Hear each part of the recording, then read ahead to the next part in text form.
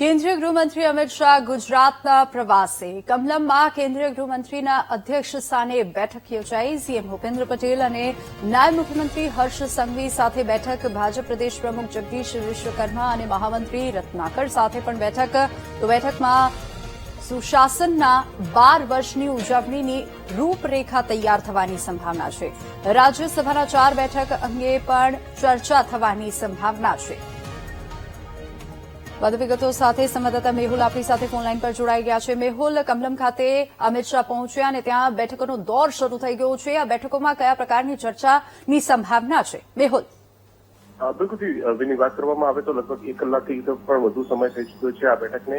કેન્દ્રીય ગૃહમંત્રી અમિત શાહના 2 દિવસના ગુજરાત પ્રવાસ દરમિયાન આ મહત્વપૂર્ણ બેઠક માનવામાં આવી રહી છે, કારણ કે મુખ્યમંત્રી ભૂપેન્દ્ર પટેલ, નાયબ મુખ્યમંત્રી હર્ષ સંઘવી, પ્રદેશ ભાજપ અધ્યક્ષ જગદીશ વિશ્વકર્મા અને સંગઠન મહામંત્રી જે છે રત્નાકર, તેમની સાથે આ બેઠક થઈ રહી છે. વર્તમાન જે સ્થિતિમાં પરિણામો બાદ જે છે આ પહેલી બેઠક કરવામાં આવી રહી છે.